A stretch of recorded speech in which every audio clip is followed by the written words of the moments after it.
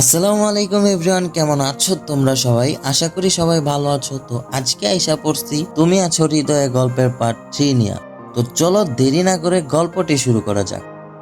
আমি নুসরাতকে দেখে যতটা না সারপ্রাইজড হয়েছি, তার থেকে অনেক বেশি নুসরাত আমাকে দেখে অবাক হয়েছে। সে নিশ্চয়ই আমার সম্পর্কে তার কাজিন কিংবা তার বাবা মায়ের কাছ থেকে সবকিছু জেনেছে। যে ছেলেটা কখনো পড়ালেখায় সিরিয়াস ছিল না, সেই ছেলেটা আজ জীবনে প্রতিষ্ঠিত। আমি তখনও চুপ করেছিলাম। তবে নাটক সিনেমার মতো নুসরাতকে দেখে আমার ভিতর কোনো আবেগ কাজ করেনি। আমি স্বাভাবিকই থাকার চেষ্টা করেছি। আমি যে মেয়েটাকে দেখতে এসেছি তার নাম রোদেলা, ঢাবিতে দ্বিতীয় বর্ষে পড়ে। আমার মেয়েটাকে দেখে প্রথম কেমন জানি সন্দেহ হয়েছিল। এত সুন্দর একটা মেয়ে কি আর সিঙ্গেল থাকে, তাও আবার ঢাবিতে 2 বছর রানিং। আমি নিশ্চিত এই মেয়ের কোনো বয়ফ্রেন্ড আছে। ইদানিং এই বিষয়টা খুব হচ্ছে। বিয়ের কয়েকদিন আগে মেয়ে পালিয়ে যায়, অথচ বিয়ে করার জন্য সে ঠিকই রাজি থাকে। জগতের চিরাচরিত নিয়ম অনুযায়ী আমাদের দুজনকে আলাদা রুমে কথা বলানোর জন্য পাঠানো হয়েছে। সবার কথা, বিয়ের আগে ছেলে মেয়েদের আলাদা কথা বলার দরকার আছে। আর তাছাড়া এই যুগের ছেলে মেয়ে বিয়ের আগে আলাদা পার্সোনালভাবে কথা বলবে না, এমনটা হতেই পারে না। আমার বেলাও হবে সেটা জানতাম। আমি অজানা অপরিচিত একটা মেয়ের সামনে দাঁড়িয়ে আছি। কি বলবো কিছু ভাবতে পারছি না। কিছুটা নার্ভাস ফিলও করছিলাম। এমনটা হওয়ার কারণ বুঝতে পারলাম না। নীরবতা ভেঙে রুদেলাই প্রথম কথা বলল, আপনার কয়টা গার্লফ্রেন্ড ছিল? মেয়ের মুখ থেকে এমন একটা প্রশ্ন শুনে থতমত খেয়ে গেলাম। আসলে এমন কোনো কিছুর উত্তর দেওয়ার জন্য প্রস্তুত ছিলাম না আমি। এখন যদি বলি আমি কখনো প্রেম করিনি আর আমার কোনো গার্লফ্রেন্ডও ছিল না, আর সে যদি নুসরাতের কাছ থেকে সবকিছু শুনে, তাহলে আমার কাছে ব্যাপারটা লজ্জাজনক হবে। তাই সাহস করে বললাম, একটা করেছিলাম। মাত্র একটা? তো কয়টা করব? এগুলা কি খাওয়ার জিনিস নাকি যে অনেকগুলো করব? আপনার কথা শোনা মনে হচ্ছে আপনি অনেকগুলো করেছেন। তখন রোদেলা বলল, সবাই ভাবে এত সুন্দর একটা মেয়ে সিঙ্গেল থাকার কোনো চান্সই নাই। এটা ভেবেই অনেকে আমাকে প্রপোজ করে না। তাহলে তো ভালো। তখন রোদেলা আবার বলল, আমি বিয়ে করব না, আবার বাড়িতেও না বলবো না। আপনি না করে দিবেন, বলবেন মেয়ে আমার পছন্দ হয়নি। আরে, এটা বললে সবাই আমাকে পাগল ভাববে। কেন কেন এটা ভাববে কেন? এত সুন্দর নিষ্পাপ একটা মেয়েকে আমার পছন্দ হয়নি, এটা শুনলে তো সবাই পাগলই বলবে আমাকে। প্লিজ আমার এই উপকারটা আপনি করেন। তখন আমি রুদেলাকে বললাম, আমি এই বিয়েটা করতে চেয়েছি আমার মায়ের জন্য। আপনার থেকে আমার মাকে খুশি করা খুব বেশি দরকার। যেহেতু সমস্যাটা আপনার, সেহেতু আপনি আপনার পরিবারকে বোঝান। তাদেরকে বলেন আপনার ছেলেকে পছন্দ হয়নি। এত ভালো মানুষ নই আমি যে আপনাকে সাহায্য করে মায়ের কাছে আমি অপরাধী হব। তখন রোদেলা বলল, আপনি তো শিক্ষিত, এই সাধারণ জিনিসটা কেন বুঝেন না?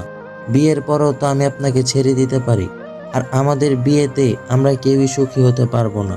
তখন আমি তার উত্তরে বললাম, আমি এত সমীকরণ বুঝি না, আমি আমার মাকে দুঃখ দিতে পারবো না, আপনি আপনার বাবাকে বলেন। তখন রোদেলা আবার বলল, আরে ভাই, আমার বাবা হার্টের রোগী। আমার এমন সিদ্ধান্তে কোনো দুর্ঘটনা ঘটে গেলে নিজেকে সারা জীবন অপরাধী মনে হবে। তখন আমি আবার বললাম, তাহলে আর কি করার, দেখা যাক কি হয়। আজকেই তো আর বিয়ে হয়ে যাচ্ছে না, অনেক সময় পাবেন। যা করার আপনাকেই করতে হবে। বিয়ে ভাঙার ব্যাপারে আমি আপনাকে কোনো সাহায্য করতে পারবো না। তারপর আমরা ওইখান থেকে চলে আসি। নুসরাতের সাথে আমার কোনো কথা হয় না। দুজন দুজনের দিকে শুধু অপলক কিছু সময় তাকিয়েছিলাম। সত্যি বলতে কথা বলার মতো কোনো সুযোগও পাইনি। তবে আজ কেন জানি আমার মনে হলো আমি মন থেকেই নুসরাতকে ভুলে গিয়েছি। বাসায় আসার পর মা যখন বলল, মেয়ে কি পছন্দ হয়েছে, তখন মাকে বললাম, মেয়ে মনে হয় আমাকে পছন্দ করবে না। তখন মা বলল, কেন, আমার ছেলে কি কম সুন্দর নাকি? তখন আমি মাকে আবার বললাম, মেয়ের ভাবটাব দেখে তো এটাই বোঝা গেল। তখন মা বলল, আরে ওসব কিছু না, একটু লজ্জা পেয়েছে হয়তো। পছন্দ না করলে তো নাই বলে দিত। মেয়ের বাবা মার তোকে খুব পছন্দ হয়েছে, তারা বিয়েটা খুব তাড়াতাড়ি সম্পন্ন করতে চায়। কি মা, তার মানে কি আমাকে না বলেই তোমরা বিয়ে ঠিক করে ফেলেছো? আরে গাধা, না, তুই বুঝবি না। আমি আসলেই কিছু বুঝলাম না, বোঝার চেষ্টাও করলাম না। জানালার পাশে দাঁড়িয়ে বাহিরের প্রাকৃতিক দৃশ্যগুলো অনুভব করছিলাম। বাহিরে কি সুন্দর ঝুম বৃষ্টি হচ্ছে। ঝুম বৃষ্টি একজন মানুষের খুব প্রিয় ছিল, হয়তো এখনো আছে, কিংবা এখন আর তার বৃষ্টি ভালো লাগে না। এই বিয়েটা হয়তো হয়ে যাবে। মাকে অনেক খুশি দেখলাম আজ। যে কোনো কিছুর বিনিময়ে মা মেয়েটাকে আমার বউ করে আনতে চায়। আমিও কি আসলে চাই? এই প্রশ্নের উত্তরটা আমার নিজেরই জানা নাই। তবে যদি ভালোবাসার মানুষ থাকতো তাহলে বাবা মায়ের সুখের জন্য তাকেও ছেড়ে দিতে দ্বিধাবোধ করতাম না। আর সেখানে আজ আমি নিঃস্ব। আমার ভালোবাসার কোনো মানুষ নেই। ভালোবাসার মানুষ বলতে দুইজন মানুষই আছে, যারা আমাকে জন্ম দিয়ে এই সুন্দর পৃথিবীতে এনেছেন। তাই মায়ের কথা আমি ফেলতে পারি না। আগে বুঝতাম না, তাই বাবা মায়ের অবাধ্য ছেলে হিসেবে জীবন চালিয়েছি। কিন্তু এখন সব বুঝি, সব জানি। তাই জীবনের বাকিটা সময় বাবা মায়ের বাধ্য ছেলে হয়েই থাকতে চাই। হঠাৎ করেই ফোনটা কেঁপে ওঠে। বুঝলাম কেউ ফোন দিয়েছে। স্ক্রিনের দিকে তাকাতেই বহুদিনের পরিচিত সেই নাম্বারটা চোখের সামনে ভেসে উঠল। নাম্বারটা এখনো খুব যত্ন করে সেভ করে রেখেছি। এটা বিশ্বাসই হচ্ছে না, যে মানুষটা অনেক আগেই নিজের মন থেকে ডিলিট হয়ে গেছে, সেই মানুষটার নাম্বারটা আজও রয়ে গিয়েছে। ফোনটা ধরতেই ওপাশের সেই আগুন জ্বলা কণ্ঠটা শুনতে পেলাম, যেই কণ্ঠটা শোনার জন্য একসময় পাগল ছিলাম। কেমন আছো? তখন আমি উত্তর দিলাম, হ্যাঁ ভালো আছি, তুমি কেমন আছো? তখন সে বলল, চিনতে পেরেছো তাহলে? তখন আমি বললাম, না চেনার তো কোনো কারণ নেই। তখন সে আমাকে বলল, তাহলে তুমি কি বিয়েটা করছো? তখন আমি তার কথার উত্তর দিলাম, কতদিন আর সিঙ্গেল থাকবো বলো? তখন সে আবার বলল, সেদিন তো বলেছিলে তুমি আমাকে ছাড়া বাঁচবে না, বিয়ে করলে আমাকেই করবে। আমি তোমার অক্সিজেন, আমি তোমার প্রতিটা নিঃশ্বাসে থাকবো সব সময়। তাহলে সব কিছু কি মিথ্যা ছিল? তখন আমি একটু রাগে উত্তর দিলাম, তুমি কি সত্যিই আমার অক্সিজেন ছিলে? যদি তাই হতো তাহলে কি তুমি আমাকে ছেড়ে চলে যেতে পারতে?